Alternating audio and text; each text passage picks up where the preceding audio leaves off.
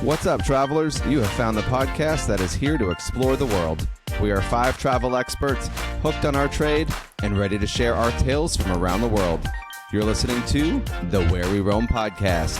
Without further ado, let's roam. Hello, roamers, and welcome to this week's episode of the Where We Roam podcast. My name is John, and I am joined by 2 of my fellow podcasters, Sean and Dana. Hello, fellow podcasters. How are you? What's Good. up? How are you, John? I'm doing well. How about you, Dana? Good. How are you, Sean? We're doing really good. I'm good. Doing good. I'm excited to do this episode.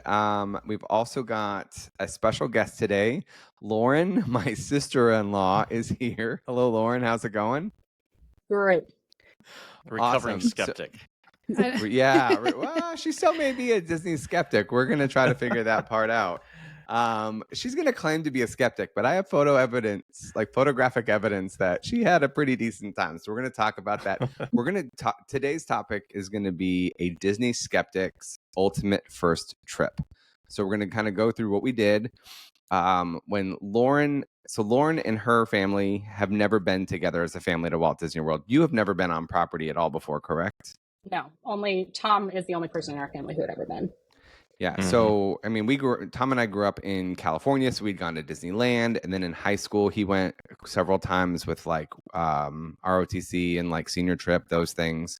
And then we went a handful of times when we lived in, or he went a handful of times when we lived in Central Florida, like right out of college. So that being said, a lot has changed since he's been there. You know, it's been 20 years. So it's a completely different beast, a different animal.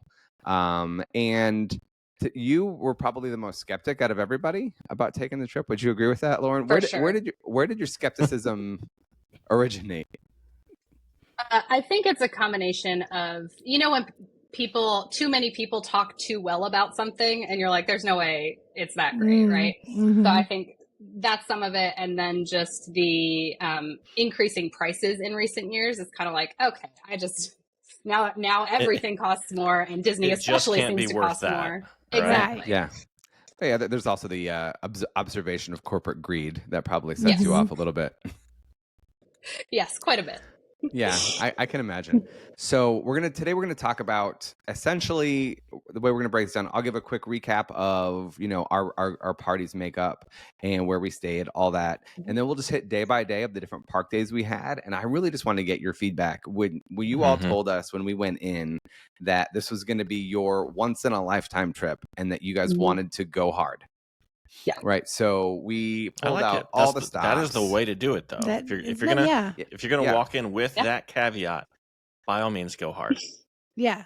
Go big or go home. Exactly. So what we ended up doing is we did decide to stay deluxe resort level. So with the makeup of the group, right? Exactly. So we had 4 adults, 4 children. So Steph and myself, you and Tom. And then our kids, my boys are 11 and 8. Well, Matthias turned 8 on the trip, which was really special. You were there for that. And then row 1 and 2, we'll talk about that later. And then your kids, Violet is 9 and Jake is 6. Yeah. So this was like, they're at the perfect age, if they're going to do one trip ever, they're like at that ripe age of to go. And half of us stayed at the Yacht Club and then half stayed at the Swan Reserve. Both of those are deluxe resorts, and they're both Epcot resorts, like right there at Crescent Lake at the backside of Epcot, which we'll talk about on our Epcot day. We did 5 nights on property. We all kind of came in the night before. Steph and I were already in Tampa. So we came in the night before and just had like a villa offsite and then got up early the next morning and hit the ground running. I hate paying for a Disney resort when I'm checking in at night. I just feel like it's such a waste of the Disney resort especially dollars. Especially a deluxe, right? Mm-hmm. Exactly. If it was like Pop Century, I totally would have done that. Yeah. And then after that, we did, so length of stay was 5 nights. We did 4 park days and we did 1 of each. And then we did a pool day on Matthias's birthday because he did not want to be in a park. He wanted to sit by the pool and do nothing all day on his birthday, which I think we accomplished for the most part, more or less. And we did Genie Plus and Individual Lightning all days except for Epcot, where we did Virtual Queue and Genie Plus. We didn't pay for anything besides Genie Plus. Yeah. And then Dana dropped off. Hopefully she comes back. We missed her. Hopefully she was having some internet problems. So hopefully Dana will return. All right. So the next thing I wanted to talk about while we're here, let's talk about Jake's peanut allergy. So Jake has a pretty severe peanut allergy. Tell us, what that's like on a day-to-day basis and what it's like when you're at Disney. So on a day-to-day basis, we just don't have peanut anything in our house. Like we go outside to eat the occasional peanut butter cup and then like wash our hands and rinse our mouths. And, we're just very, very strict about it because it is so severe. And because of that, we haven't had issues in life. And at Disney, we really appreciated most of the restaurants didn't have anything peanut, or if they did, it was an Uncrustable. So it was, contained. So we felt really good. Eating at all the restaurants, everyone was really careful because even if they said, they said we don't serve any peanuts, they would still have the little peanut flag in all of his food, or like little allergy flag in all of his food. So that we felt very, very good about how seriously they took it. He did have a random incident of hives at Magic Kingdom, probably from just touching something. Because, kids, they smear stuff everywhere. So I'm sure someone had eaten a peanut and rubbed it on the ride or whatever. But that we ended up going to the first aid tent and they gave him some Benadryl and it was totally fine. And that's just one of the risks you take when you are doing anything with an allergy that severe. So we felt really good about our experience as a whole. Yeah, and the nurse at the first aid station there in Magic Kingdom was awesome. And so as you guys know, my wife is a physician, pediatrician. My brother Tom is a CRNA. So they're both medical professionals. And so they already kind of knew what to do. But like the nurse was like super great, asked them and like asked Tom, like, what is the normal dose of Benadryl you'd give? And like gave him, and it was free. Like they give those like life-saving, over the counter drugs for free, which was really, really cool. I thought that was awesome. And then, but yeah, we dosed and it seemed to, clear up eventually, right? Yeah, it was great. So I don't know. I was impressed with like how well the first aid station was and how like helpful they were. Yeah. So anyway, I just wanted to touch on that. I was impressed. Even like the day we went to Roundup Rodeo, that's family style. Everything that came out, because it's family style, at the table all had to go through the allergy station, all to be double checked, even though there's no peanuts even served in the restaurant, which I thought was really cool. That everybody's food, since it was family service, Disney's known for really handling allergies really well. Yeah. So that's great to, as a brand, even across the cruise line and the other Disney experiences, it's the same way. I mean, across all Disney platforms, I think they take those precautions. Yeah. And this just reinforces that already concept. Yeah. I agree.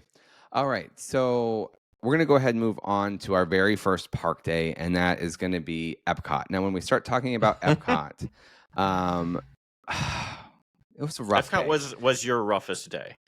Well, the problem is that, and I'll go ahead and just play, the video stuff behind us as we're kind of talking here. But the issue that I think we had with our Epcot day was, what's the right word? So it was the day after a test track closed, right? So we had the best park strategy, but we knew that there was going to be added lines and added Genie demand because of that. What we were not expecting was for Spaceship Earth to be down all day. And Spaceship Earth, even though it's not like a wildly popular ride, the ride does take in a lot of crowds because it's an omnimover constantly. Yeah, has a high capacity.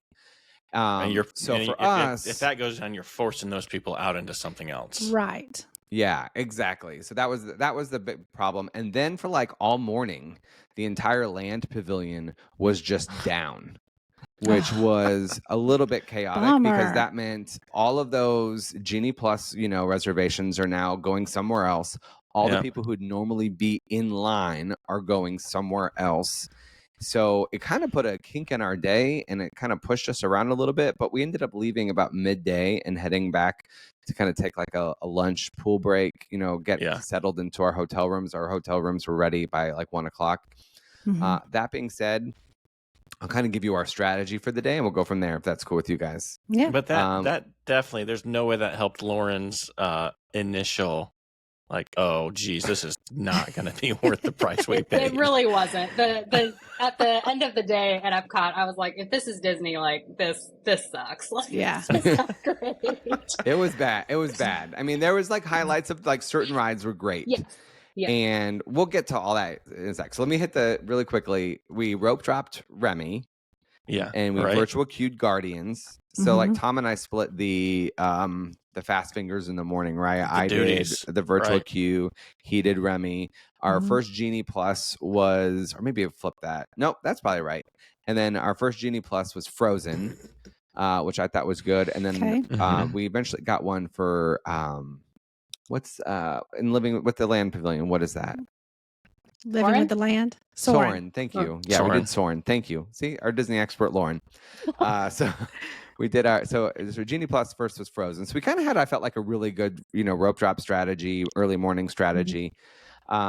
We did do a special meet and greet. We did the Disney Visa meet and greet, which can be Mickey and Pluto or Pluto and we got Pluto and Minnie. And which was good because it was going to be a test run for whether or not meet and greets would work or not with our group, and we'll circle back on that. And then for dinner, we did Chefs de France, which was, we'll talk more about that in a second. Lunch we had back at the resort, and then we did see the new Illuminations fireworks. It's not Illuminations, Illuminous at the end of the night. Yeah. So, and we had planned to go to Epcot on this day because of the extended evening hours, and we'll circle back on that in a moment. Lauren, I want to know, first of all, what your thoughts were about like those rides we talked about, Remy, Guardians, Frozen, and Soarin'. Because those were kind of like the marquee attractions we did. And you did all these, right? Like Yes. Okay. We eventually got on all of them. Got it.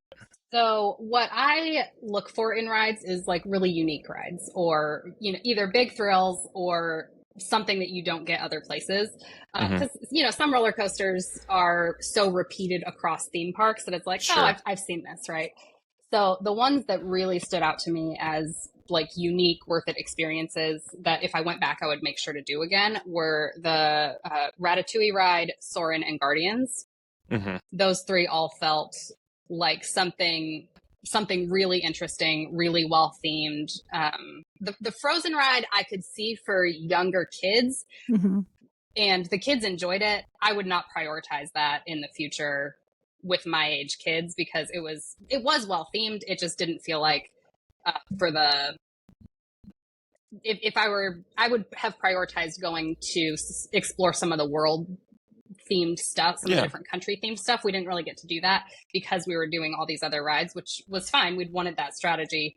Having done it now, I would prioritize those three big rides and then kind of explore what else Epcot had to offer versus kind of running from ride to ride. Yeah, makes sense. Was there a food? Was there a festival going on while y'all were there? Or no. Okay. So that was the issue. We were there, this summer is really odd. There's like a month and a half, 2 months without any festivals this summer. Yeah. So it means there's less food booths, means there's less of a draw to pull people out to the back of the park to get to World Showcase. I think the thing that kind of shot us in the foot was we were so overwhelmed after everything was like shut down and Guardians virtual queue was loading super slow that morning. We were like virtual queue 40 and it didn't get called until after 1 o'clock. Oh wow. It was really bonk. I mean, that's unusual. Think about it. They moved through 160, 170 of those groups a day, and they were only hitting 40 like at around lunch, like after lunchtime. Wow. So we were a little bit like, and we didn't want to leave, and they're like, don't worry, you can come back at any time because it's been loading slow. So I do wish we would have, strategized a little bit differently or maybe dedicated more time to World Showcase in hindsight, with our group. But I think we're kind of just shot in the foot as we were trying to like figure out the next best strategy since all of our, lightning lanes were being canceled and stuff. Yeah. So it's funny you say that. Our trip in March, I would say of the most frustrating days that didn't go as planned, it was Epcot as well. And we didn't experience that same level of things going down unexpectedly. Yeah. It was just the virtual queue system took longer than what we expected it to. The time to wait in the virtual queue was also pretty solid. So I don't know what the deal was. I mean, two different experiences, but Epcot was I love Epcot, but it was our trickiest day of the Yeah. 5 that we had. With little kids, you want to try to hit all those rides. I mean, I don't say we don't have little kids, but you know that like elementary school age kids, you still want to hit all of those rides, and especially on a first trip. But like they do not. That's one thing downside of Epcot. It is so large and spread out, and the rides are spread out all over the place. Trying to find a good like path strategy, and then if stuff is going down, it kind of just shoots you in the foot. Yeah. But I think Lauren's right. Like Lauren is looking for stuff that she can't see at Six Flags by her. Sure. Right? Yeah. And some of those things are totally doable. Like Nemo was nothing wildly impressive there. The season Nemo, right? Like that was fun. It's cute. And it was worth 5 minutes. Like that was a good 5-minute walk on, you Just know. sit down and take a little break. Yeah. Air conditioning. You're right. Exactly.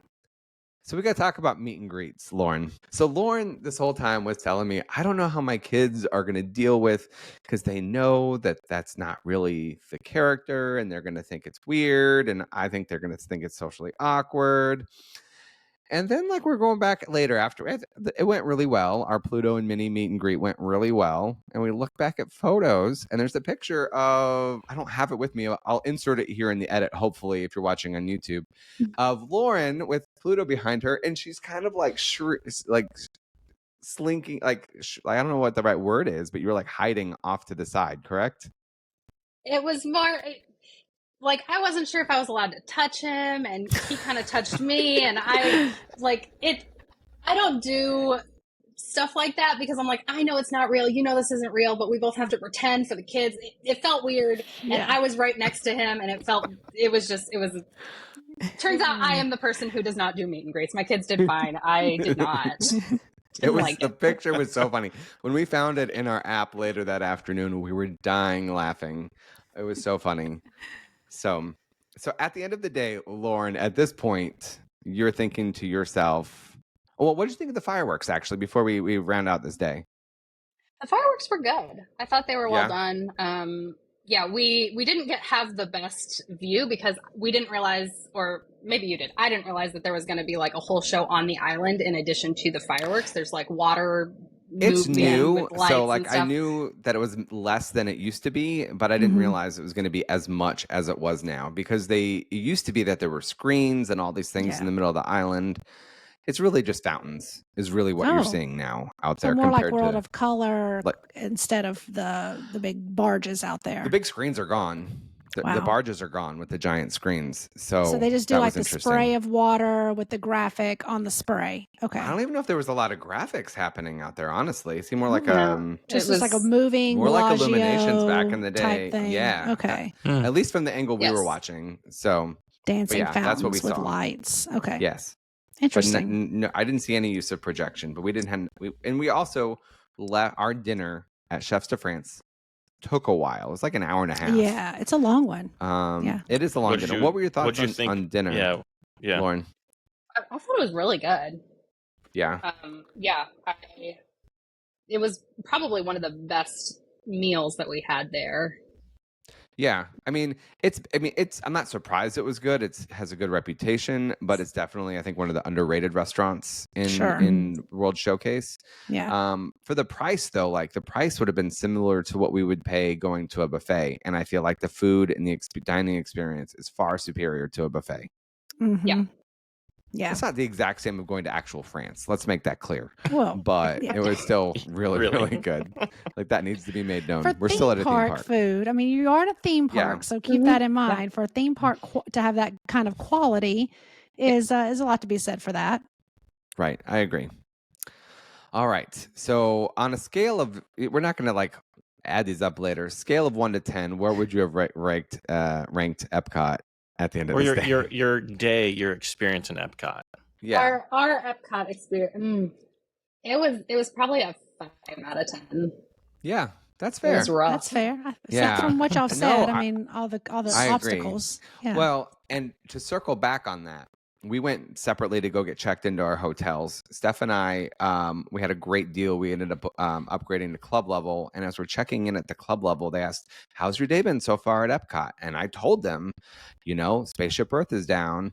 And I told them about the pavilion the land pavilion being down all day, and just like and now we're waiting in virtual queues taking forever to load, and we left and they called it right after we got back to the hotel, and so all these things, and hurry then like back into the park. And that was just telling the guy shooting just chatting with the check-in person. And then as they're bringing us to the room, the manager walks around and brings us these papers and are like, here you go. This way you can come back and visit again between now and 2028. And they're one-day park hoppers for me and the family of 4 to come back whenever we want to come view it. And I was like, that is like, wow. Like, what is the word guest when you're trying to not recapture? There's a word for it, but trying to like resolve the issue. I was very surprised that happened. Resolution. I mean, it's not when they asked me what was one day hopper. Yeah, one day hopper to come back and do whatever, any park we want and come see Epcot and see everything you missed because everything was down. You guys got that, but Lauren and her family did not. They were at a different hotel. Yeah, they were at Swan. Anyway, right? Swan and Dolphin. Swan Reserve. Swan Reserve. The one Swan Reserve. Yeah. Okay. Oh, the new one. Yeah. Yeah. Nice. Yeah. All right. Next up, we're going to move to Animal Kingdom. And Day two. We had a different strategy for this. We rope dropped early entry. And when we were there, we decided to do an individual lightning lane for Flight of Passage. And then our first genie was for Safari.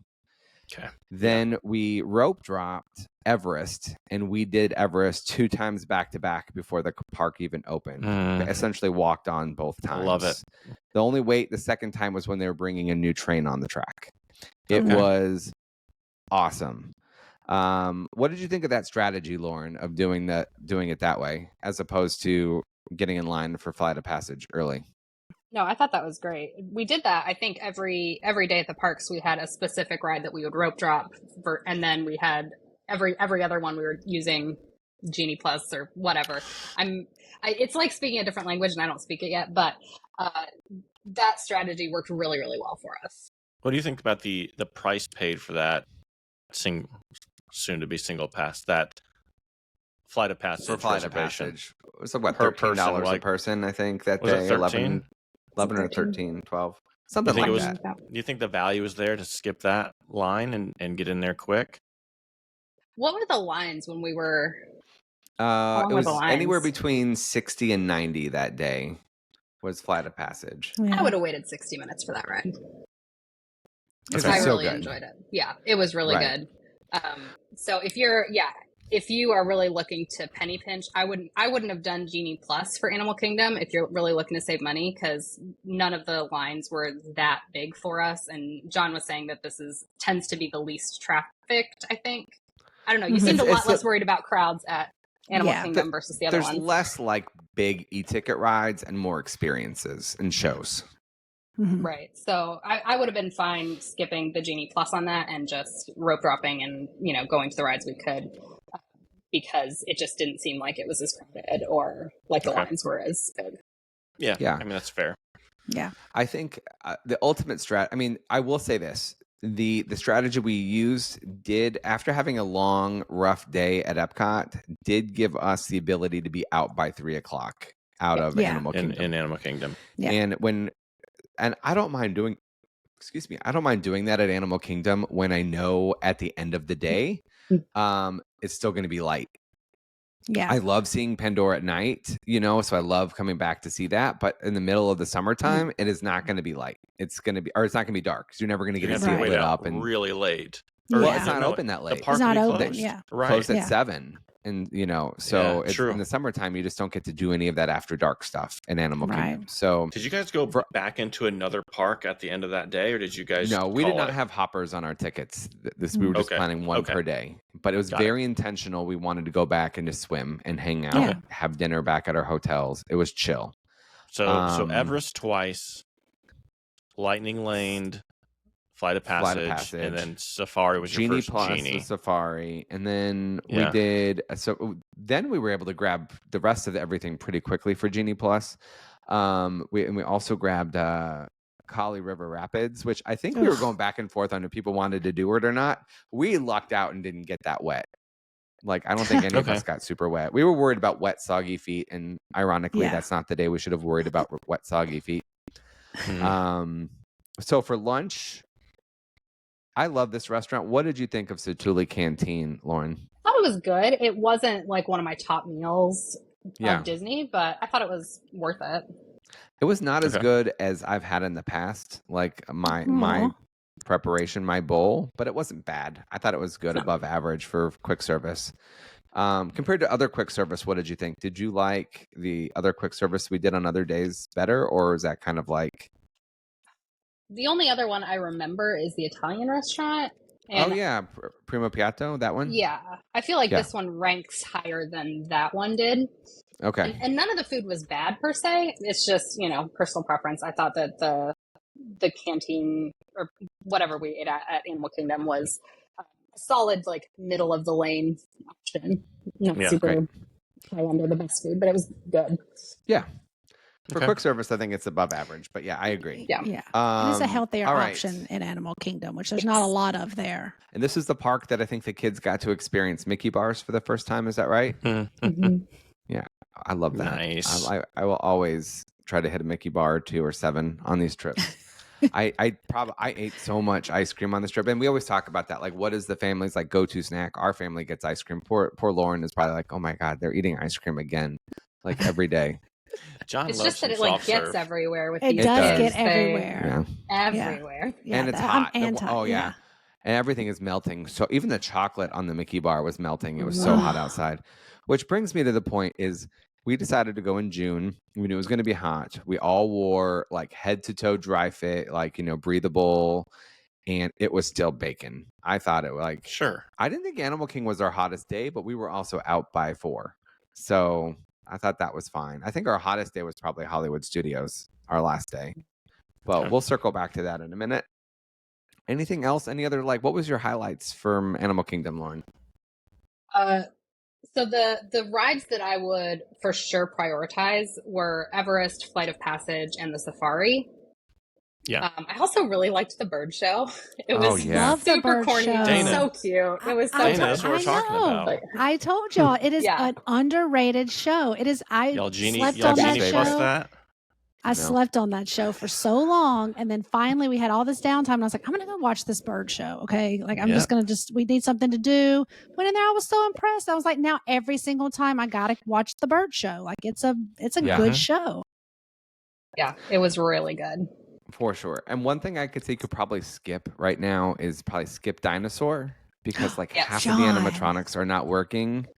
And they just have lights turned off. Some rooms are just completely dark that used to have characters in them. It's not going to get any better. They're about to tear it. They're announcing next month that Indiana Jones is coming. Yeah. So, and it's obvious they're not putting any more money into it. Right. It's the tough to be a bug for me. I can skip that every single time. We did skip it this time, only because that could be nightmare inducing for 6 to 10-year-olds. Yes, traumatizing. It's like stuff moves under your butt, Lauren. Like yes. The seats, no. Yeah. Bees are like stinging you, like the back of the head, stuff pokes you in the head. Oh yeah. It's a very tactile ride. It's a whole thing. It's not even a ride, it's a show. Anyway. Yeah. All right, exactly. You snowflakes. Let's move on. I know. Moving forward. I wanted to do it, but I think it was best we did not. All right. So this is the thing. This is normally in a normal time when we would take a break, right? We would have a day off, do 2 days on, a day off, then 2 days on. If you're going to do a 5-day stay. Yeah. Because Matthias did not want to do that, and because Magic Kingdom on Wednesday had extended evening hours, we kind of tried planning around that. So we ended up the next day, our 3rd day in a row, we did park time, and we had our marathon day at Magic Kingdom. We knew this was going to be a long day. What we did not expect was that it would be our absolute wettest day. So that being said, the day I thought was great. We got there early, and we did Uber over in what's it called? Minivan over, which I thought was the play. We did have some problems. So Tom and Lauren and we had all ordered our minivans at the same time, right? And that was just like, okay. and like within like 30 seconds of each other, probably, because we're texting back and forth. And I maybe did it 30 seconds earlier. They did it 30 seconds later. Their minivan got canceled. Mine came and picked us up. So now we're in a panic. How are we going to get Tom and Lauren and the kids there on time for rope drop? It's going to be too late now for them to get to a bus to get over there. We're panicking. So they ended up doing is I made a reservation for them, a last minute 1-person reservation at Steakhouse 71, and we just paid the cancellation fee so they could Uber over to Contemporary, which is not what I would always recommend doing. We tried doing it the proper minivan way, but they canceled their minivan. So we made it work. They were walking up as we were pulling in our minivan, and where they had an advantage was when our minivan literally went 5 miles per hour once they got to the bus zone. Like, you could get out and walk faster than the minivan once they're in there. They got to do like a whole loop and then come back. It was funny. So, but it's perfect. We were walking through security as they were walking up to the little promenade area. Oh, there's that picture of this Disney Skeptic. having a great time. Exactly. All 40 seconds. So we had, I think this is like my favorite park to strategize because there's so much strategy that goes into it. And like, but we decided to play it with Virtual Queue on Tron. First Genie Plus was Jungle Cruise. Then we did an individual lightning lane of Seven Dwarfs Mine Train, which I normally wouldn't do, but because this is a once in a lifetime trip, we definitely did that first. And then we rope dropped Everest. No, I'm sorry. No. We rope dropped Space Mountain. Hello. Sorry, I looked at the wrong column in my notes. Rope dropped Space Mountain and then did Buzz. We did both of those rides before the park even opened, right? Yeah, before the first 30 minutes was open to everybody else. We also early on did a standby for only 30 minutes for Peter Pan, which was remarkable. Wow. That it was only a 30-minute wait. That's a win. And it was like right at 30 minutes, wouldn't you say? And then and then let's just kind of talk about the things. What were your first impressions? Or what was your impression, Lauren, going into Magic Kingdom? And then what was your impression once we had spent some time? Yeah, so I was least excited about Magic Kingdom because to prepare for Disney, I watched all of one YouTube video that I found randomly. And it was narrated by someone who was just not enthusiastic about their life. And they showed all of the rides that to me seem like the lamest rides, or the ones that I'm just like, yeah, you can get that anywhere. So I was not excited going in. I was like, this looks dumb. And it is so well themed. It's really beautiful walking in, and it was definitely a highlight once we actually went on the good rides that this person chose not to highlight in their random YouTube video. Which is so funny. Real quick, let's hop backwards for 3 seconds. Out of 10, what would you have given our Animal Kingdom Day experience? Yeah. Well, probably an 8. An 8? It's a good day. Okay. Yeah. Cool. Okay. Good to know. That's a jump. That's a good jump score. From 5 to 8. Yeah. Back to Magic Kingdom. What were your thoughts of our strategy of rope dropping Space, Buzz, and paying for Lightning Lane for Seven Dwarfs Mine Train? It seemed to work. I mean, there were we did so many rides on our Magic Kingdom Day. It's like 16, 17 rides by the end of the day. And we did rides. Tron twice. It was insane, but keep going. And there were some that I could have done without. Like Buzz I could have done without. That was mostly for my son because he would get really into it. But it was kind of like, what are we doing here? It's just not that great. So it was a great strategy. This was so planned. Like, we told John if we had gone alone, we would have just been wandering. I mean, to this day, we would be wandering the parks, just trying to figure out what to do. So going with you was really helpful because you knew exactly, like, you had it just planned, felt like down to the minute.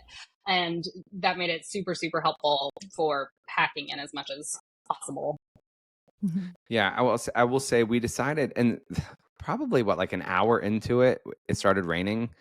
And there was this ongoing joke that it would stop raining the moment that I put my poncho on. And then the moment I took my poncho off, it would start raining again. And then the narcissism joke started. That yes, John, the whole world revolves around you. But it was crazy. It like seemed like every you. time. So I just left it on for a while, and it was like a little hot box under there, like I was baking. It was like a little sauna under those. So it got to the point where I think all of our feet were soggy by the end of the day, probably, or like by that midday break we ended up taking. We did not initially plan to go back to the resort at all that day. We did have a midday break for lunch. We did Kona Cafe. We went over to the Poly midday. We needed just to get out of the park. We were wet, and we'd planned that. I'm so glad we did. I'm so glad that I wasn't planning on just doing Captain Cook's that day, because 80% of the seats at Captain Cook's are outside. And with the rain, that would have just not been a great thing. So I'm glad we did Kona that day. It just was fortuitous. And you said that Kona took you almost 2 hours, right?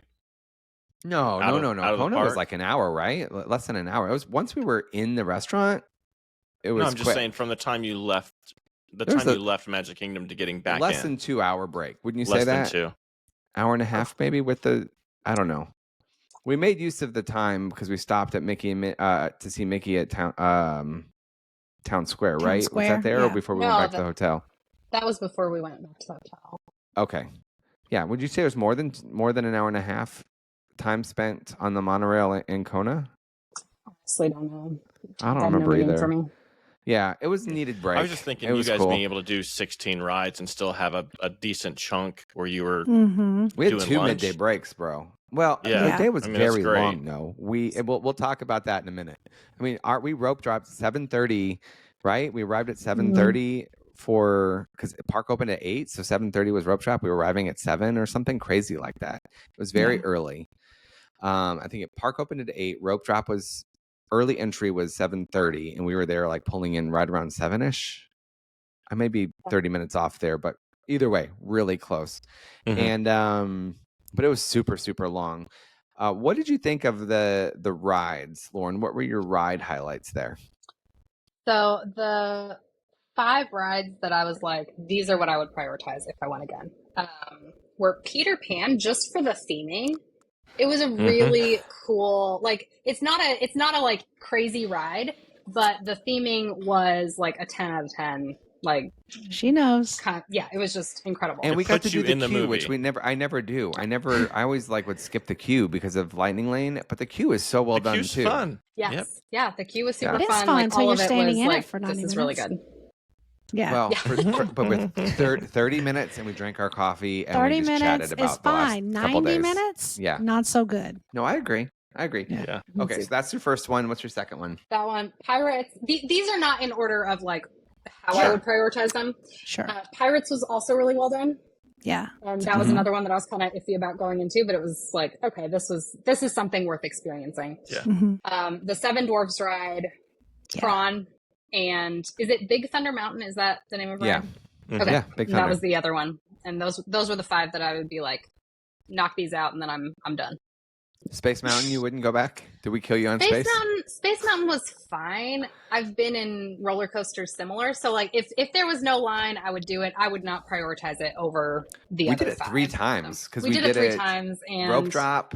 The kids, we booked evening time Lightning Lane, like Genie Plus, and then we did it during after hours at 1:00 in the morning. So and the difference like between the sitting in the front and sitting in the back, it's a very different experience because we were so miserable. Sat in the back, it's so much jerkier. Every adult and who you sat in just the back feel a car lot was more like, thrown. oof. Yeah, we thought it was the Take track me at off first, again. and then we went again. Please in the front of the tell car. everyone to this get is off the actually kinda Wi-Fi. pleasant versus Text. I'm sitting struggling here. So Space Mountain was fine. I would do it if it was. I wouldn't wait a long time for it, and I wouldn't trade out one of the other 5 for it. Okay, that's a pretty solid list. I think some people might throw Jungle Cruise in there, but overall, those 5 rides are some of the best in Magic Kingdom for sure. Yeah. And we made sure. I love Haunted Mansion. I think that's so well themed as well. But like I understand why that wouldn't be on your top list. There's so many that I'll say this: it's a very ride dense park. There's so many more rides in that park than the other places. So just to pick 5, nostalgia factor for some of those as well, like some of those Haunted Mansions and Haunted Mansion is definitely a nostalgia thing for me. Yeah, but I understand why it wouldn't be on your top list. So we ended up for lunch having Kona, like we mentioned. What were your thoughts on Kona and the Polynesian in general? Yeah, it was really good. It was colored by the fact that we were all in a rush to make it Because make it our back for virtual queue Tron. popped up. Yeah, Right so when we that sat was down. we didn't get to linger, but the food was really good. Great allergy precautions, as with all of the parks. I agree. They were really, really good with that. Lastly, we'll hit before we wrap up Magic Kingdom. It was such a long day, so there's a lot to talk about. But we did the deluxe after hours. We came back. We decided to camp out a little bit for maybe like what it was supposed to be like 40 minutes or whatever before the fireworks started, but they actually started 30 minutes later than we thought they were starting, or 20 minutes later, based on sunset. So we ended up sitting there. We played Heads Up, which was kind of like the things we would do on the phone a lot in lines. That's a good time killer in lines. Yeah, it was great. And the Disney portion of that, if you get the app, which is like $3, they give you the Disney portion for free, which I think is really cool. Ah, good to know. I already had the Disney one, so probably free from previous trip. Yeah, so it was a lot of fun.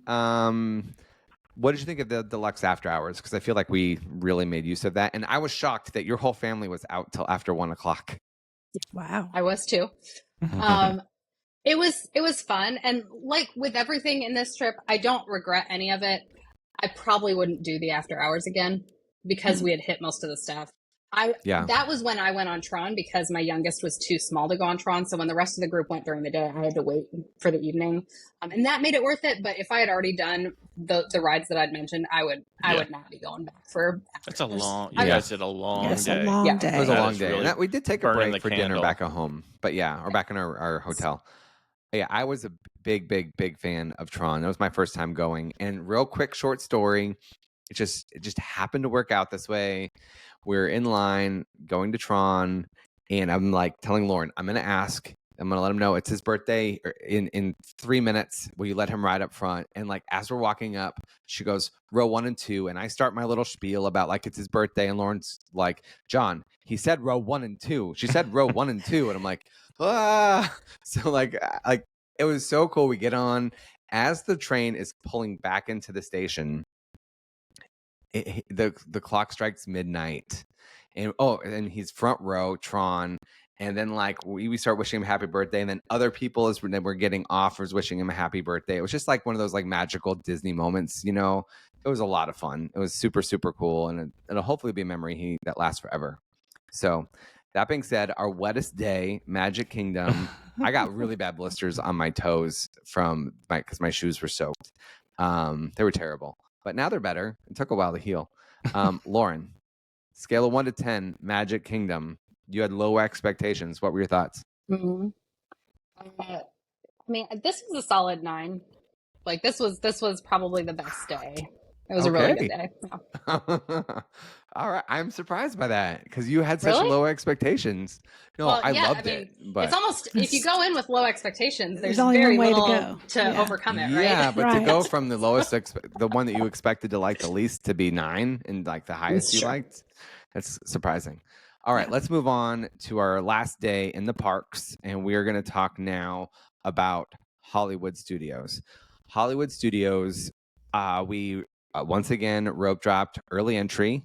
When we walked in, there were announcements saying that Rise of the Resistance was on a delayed start, so would not be opening with the park or early entry. That was a bit of a bummer because that ended up pushing all the people who'd be rope dropping Rise into the other standby lines that you know. So we ended up having to wait like 15 minutes or so for our first rope drop ride, which was Toy Story Mania. And then by the time after that, we made it over to Millennium Falcon, it was like a 40-minute ride or line, which would normally be like a 5 to 10 minute line because all those people would have been waiting for Rise. So that was kind of a bummer. It kind of threw our plans, you know, a little wonky, but we still really did everything we wanted to do. So our rope drop, we did Toy Story Mania and Falcon. Then our first Genie Plus of the day was Slinky, which I think was like, was it right around lunchtime? Like right after Oga's, maybe? Before lunch? It was before the lunch break. Was it? I think so. That was your because remember we were leaving Genie, Oga's Canteen. That was your first Genie. It was Plus our first attraction. one that we had at 1:00 that we had booked, but I was able to book more because of the 2-hour rule. Yeah. Does that make sense? Yeah, which is good because some people don't get, when they try doing it, don't get it till like 7 o'clock at night because that's a hard still waiting Genie Plus until reservation. 11 o'clock to make your second. Right. That's good Hollywood Studios. Good riddance to that. That's Hollywood Studios, man. That's just the way that is. Then we did individual lightning lane for Rise, and then we just started stacking lightning lanes for the afternoon, the evening, and we had everything lined up we wanted to do. We had like a really funny 10-minute like impromptu photo session. We went to go get pictures in front of Kylo Ren's ship with his photographer, and he randomly did like this whole like little mini photo shoot. It was just fun. It was like you're paying for something, but it was completely free. And then I really want trying to upsell you on that photo. They're trying to upsell you on that memory maker. Yeah, get that memory maker. Our morning was pretty jam packed. We ended up having a reservation for Oga's, which we got drinks and some snacks. And I will say this: the charcuterie is 10,000% better than it used to be. There's no pulled string cheese on the board anymore. It's like, dear God, you're paying how much money for string cheese? Right. It was actually like. There's a nice, what do you call like the really soft mozzarella? Burrata, but it was like painted. It was like painted blue. Remember that, Lauren? Oh, that's cut down the middle.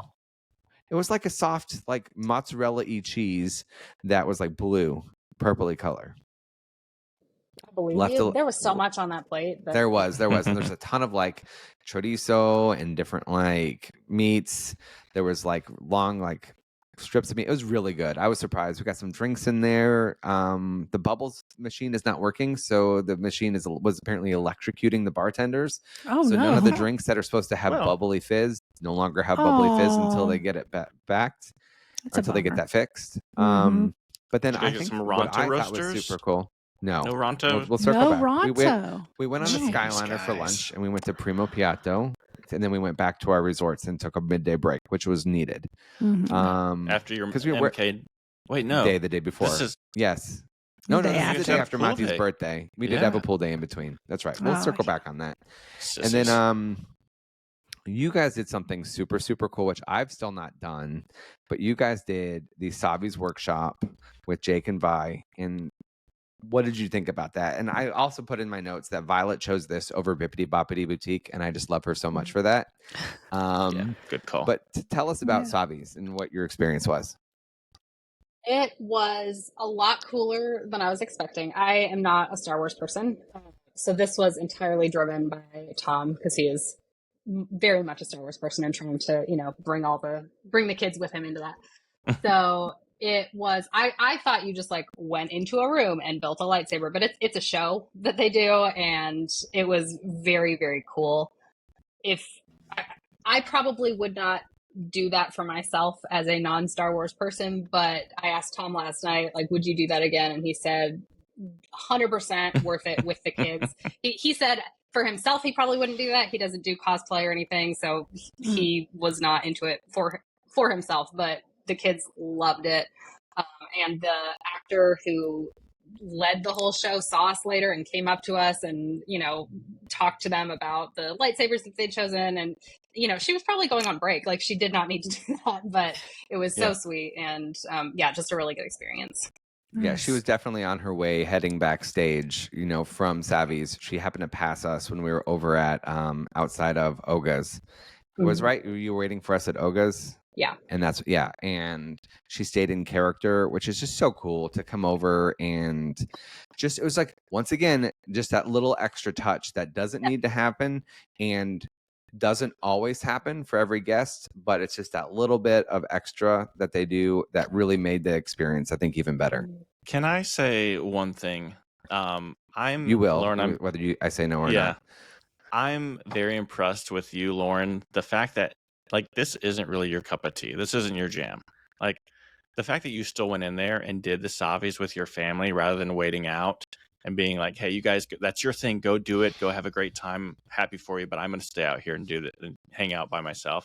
I love that you're like engaging it and doing that sort of stuff. Even staying late, like Magic Kingdom, doing that the entire day long. When you're like, you could have easily said, hey, I'm just going to head back to the hotel. Yeah. Like, have some especially downtime. after rain and Right. Like, I love that you're like, we're doing it, so let's do it. I'm gonna be bought in. That's I will perfect say, approach. If your family has paid for it and they have a room for you to go into the workshop, like it was totally worth it. Like I do not regret having gone with them because it was a cool show. Yeah. Mm-hmm. Well, and you just wouldn't pay for yourself. It's one person building, but they can bring someone else in with them. Right. Yes. Yeah. Which is cool. Yeah. We took a midday break. We had lunch at Primo Piatto, which I thought was good. I had it twice because one night Steph and I went out and met some friends that were in town, or they live in Orlando, and we met there. And I had both the salad with the fresh tuna and then the sandwich. Tom's sandwich, when he had it, said it was dry, which was such a bummer. What did you get at Primo Piatto? Caesar salad, maybe. Okay, and just like an average Caesar salad. We had a lot of issues with our order. We like did. They brought out the wrong food, and then they didn't bring out the sides, and then they brought out the wrong side. There were a lot of mix-ups with it. Yeah, it was also super crowded, which I've never had. Fine. It wasn't something that I would go out of my way to eat at again, but it was fine. Just fine. Just fine. I forgot about all the issues we had trying to get the food out. Then we ended up having so much extra food because they brought out the wrong food. Like there's like an extra kids pizza. There's like 1,000 packs of apples and all these. I was like, okay, guess it is what it is. So we had going back to the park in the afternoon. We had all the Genie Pluses stacked, and then we also for dinner. We had a reservation that I've never done, but Dana's done, and I did it on her recommendation. It was good, right? We went to Roundup Rodeo in barbecue in Toy Story Land, and we were just texting about it in our like family group chat. And I sent I sent a video of Matthias walking through the place, and I said to Lauren, I said that place had no right being as good as it was. I know. Did you get the peanut butter old fashioned? I did not. I didn't because I didn't know if there's actual peanuts. John. Even though it wasn't because of the allergy. I think it's just in the screw. Yeah, I don't know if the screwball has peanuts. I don't know if it actually has the peanut protein in it or not. Flavoring, yeah. So we were just being more than careful. I got something like a lemonade, or you get the lemonade. I don't remember what we got. It's like a dad's grown-up lemonade or something like that. Not your mom's lemonade or something like that. Yeah, something like that. Yeah, that one's good too. I thought that was good. What were your impressions? Real quick, what were your highlights from the day, Lauren? Yeah, let's see. I liked the things I would prioritize if I went again are Rise, Millennium, Falcon, Slinky, and Mickey and Minnie. Those were the four that I was like, each of these really stand out. Super unique. Yeah. Maybe the one where you're like in the Toy Story one where you're like shooting balloons or whatever. Yes. Yeah. That one, I felt like that was Buzz Lightyear from Magic Kingdom, but like done really, really well. Like Buzz Lightyear was fine. This one was that way elevated, and the queue was better. Like all of it was just. So if you had to pick, I would pick that one. So Tower did not make your list. Tower was fine. You can find similar rides. Yeah, you know, not as well themed. Not as well themed. There are a lot of Six Flags. Yeah, Six Flags had something similar. Is it just the tower? I haven't done it in years. And I think over Georgia's that way. Yeah. The true difference with Tower is that it actually pulls you down rather than just a free fall drop. Right. Yeah. True. Yeah. That's true. Anyway. Lauren discovered that in her research, right? Yes, I was very nervous about it. So I was looking at it and they're like, oh yeah, they had these like gravity boosters to pull you down faster than gravity. I was like, oh no. Oh no. So Tower was good. If I had extra time in my day, I would 100% go. I would not bump something like Rise for Tower Terror. Yeah, and you guys didn't get to Aerosmith was not open for this trip. Aerosmith was closed still. Yeah. Apparently, maybe opening this next week. I think it just opened yesterday. Did it? Because they said end of July, and then yesterday, like it was showing up on the hours. So I don't know. Yeah, I think it's open. Yeah. So, anywho, yeah. I mean, we've talked about Roundup Rodeo. We thought that was better than we expected. I really enjoyed ending Tower on all of this. Steffi was not going to do it. My wife was not going to do it because she was nervous because she, as a kid, threw up on it. And then she ended up making her way through it with Jack and just said, okay, screw it. I'm here. I'll go with you guys. And I figured it was a fun ride. We were all in the same space, you know, where we all got to end together. And then besides that, we just kind of scurried off and did some last minute shopping. Like, you know, Matthias got this like oversized Baby Yoda plush or Grogu plush. Thomas had to go back and get some stuff from Star Wars, and Jack got the Walt Disney World bucket hat, the black and white one. So aside from that, I felt like it was a fun way to end. We did some photos outside of Tower of Terror. It just felt like a nice way to end together, if that makes sense. Then we took a boat right back to our hotel, and with a full moon, it just seemed like the weather was better by that point. It felt like a nice end to the trip. It was actually kind of sad the way it was like coming to an end. That being said, Lauren, 1 out of 10, where would you leave Hollywood Studios? How would you rank Hollywood Studios? I think 8.5. 8.5. Okay. Yeah, maybe 8. I don't know. I am not. The theming was so good, but it is so Star Wars centric, and so I appreciated how well it was done, and also I was kind of like, all right, like more Star Wars, I felt like it didn't have the diversity of like Magic Kingdom. Felt like it had a lot of different lands and properties. Yes. Yeah. And this one felt kind of like Toy Story and Star Wars. Yeah. And then was Hollywood cool. Boulevard, or Sunset Boulevard. Yeah. Yeah. That's fair. So it just didn't feel quite as and the Muppets. diverse. The Muppets. And the Muppets. Yeah. That Muppets area needs some love. They've shut some of it down. The shops are closed. Shops have been closed for a while. Yeah, they've been closed for a long time. The gelato stand outside, though, that was on point. Yeah. That was really good gelato. So we did that while y'all were building your lightsabers. I'm impressed. 3 of the 4 parks, granted you guys had a horrible experience in Epcot. The 3 of the 4 parks bad. Coming from a skeptic to have 8 or above on scores out of 10, that's pretty solid. Yeah. Yeah, I was impressed. I am someone who vacations by, laying on a beach and having someone bring me drinks and cook for me. Like that's my ideal vacation. So this is the extreme opposite of that. So I am not someone who is turned into like, I'm doing Disney every year. Like that is not for me, but I can see us going back maybe one more time before the kids are like, maybe one more time in the next 3 years, and then doing Universal after that as the kids are older and can go on more Universal rides. That's fair. And so I went from like, we're doing this one time to like, I think we could do this one more time, but I didn't turn into a Disney adult. What did you think of Mattie's birthday, your resort day? Oh yeah, resort day. We completely skipped over that. We skipped it, but we can circle back to that. What did you think of having a down day in the park, or like in the parks? Outside of the parks. Yeah. I think we would have died without it, honestly. Like, every night I'd get back to the hotel just miserable. Like my feet are falling off. Like it was so much. So I think it was really, really needed to just kind of reset, because I think I would have gone into Hollywood Studios pretty miserable after Magic Kingdom, which granted, we probably wouldn't have stayed till 1 o'clock in Magic Kingdom if we had to go.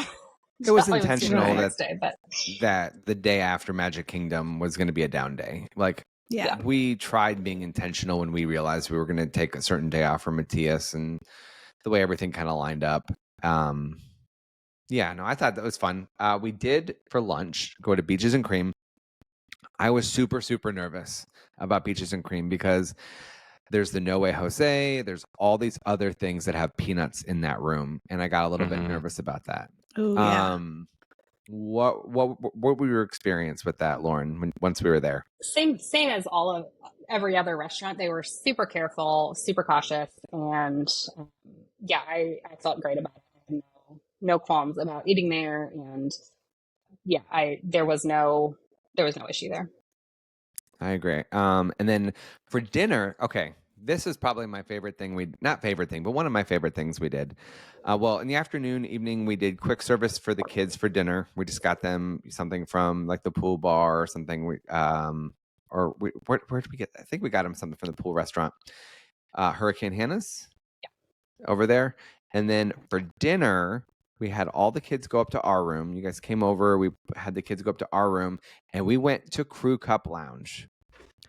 I was shocked how good that was. Like, I don't know if it was the drinks were strong or what, but I thought it was delicious. Drinks were very. I have never had a stronger trip.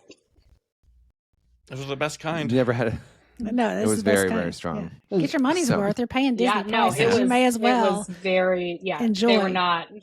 They were not weak pours. I felt very good about the amount of money that they cost. Yeah, if you're spending $17 for a drink at Disney, at least they're giving you a strong drink, not like a watered down thing. Correct, not like a cruise where it's definitely watered down. I would say that was our experience at Enchanted Rose, though, when we were there in November. I don't feel like they were that strong, though. No. Enchanted Rose? No, they weren't. They were still pricey. They cost us the same.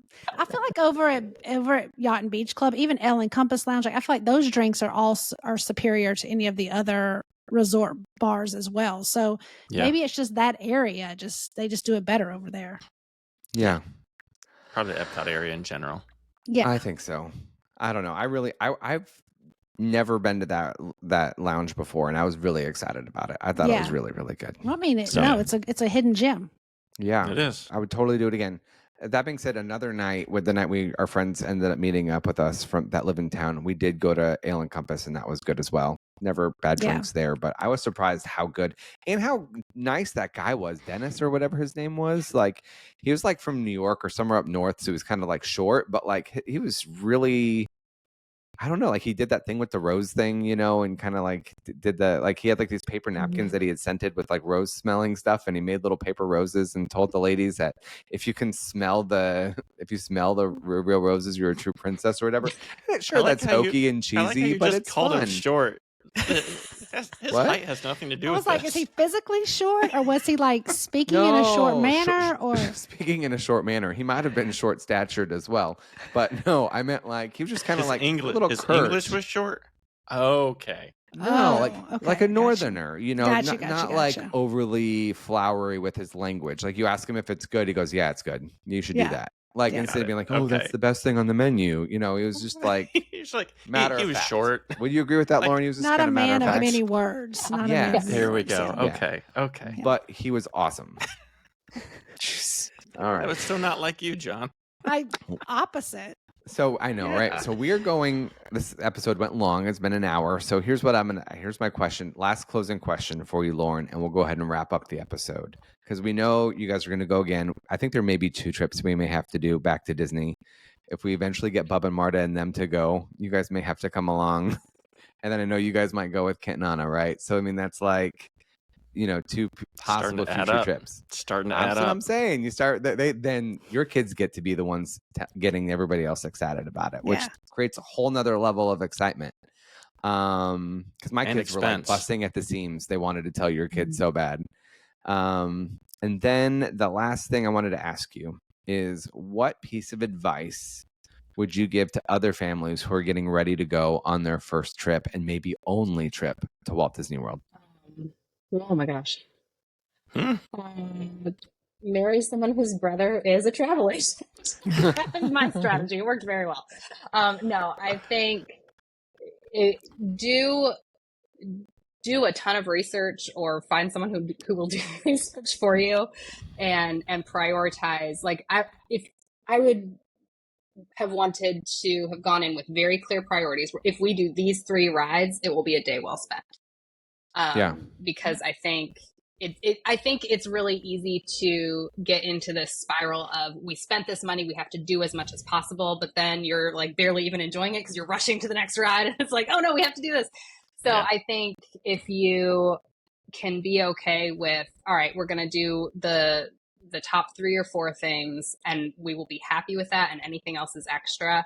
I think that will give you time. If you're someone like me who just needs some time to like have things at a slower pace, I think that will give you the optimal experience without some of the frenetic panic about, trying to pack in as much as possible. Because I think at some point it just becomes like overwhelming. Setting realistic expectations. No, I think that's really, really good. But when you do that, you leave yourself open to like, oh shoot, we're going to have to come back to experience it, the rest of what we didn't do. I think you have to say that from the beginning. I think you have to go into it and say that. say we're really not going to do everything, but we're going to come back and do different things. And your kids will be older and it'll look different. So what's important at these ages may not be as important in 3 or 4 years or 5 years. Whenever you go back, it may look totally different. You may have a totally different experience than you had this time. And the way things are changing, who knows what kind of experience it'll be in 5 years. Well, they're completely changing Genie Plus. We talked about that briefly. So we're going to redo our park strategy videos all over again now because Genie Plus is no more. I mean, it is what it is, and we're going to make the best of it. That being said, Lauren, thank you so much for coming on. Thank you, Lauren. It was really good to have a very different opinion and perspective than us, because I think sometimes we can be in our own echo chambers, even when we get outside of the 5 of us. Like, we also get out there with the people we hang out with and talk to, and it's always the same Disney people, and it's good to see Disney through the eyes of somebody who's not a Disney person. I think it's really important what you said there. It can be very overwhelming, and they don't necessarily have to marry my brother. They could just book a vacation with me, Lauren, or any of a good or me travel or Sean advisor. or Corinne or Megan. Exactly. That's what I'm saying is, like, there are opportunities. That being said, thank you for coming. I would like to thank all of our listeners who hung in there with us for this last hour, very informative hour. If you enjoyed this episode or any other episode of our show, we would really appreciate a like and subscribe or a 5-star review wherever you can do that on your podcast app. It depends on the podcast app. Lastly, if you would like to connect with us, let us know your thoughts on a first-time trip. You can head over to Facebook and do a search for the Where We Roam podcast and follow us and let us know what you think. Once again, thank you so much for listening, and we will see you real soon. Bye-bye. Doesn't have to be marriage.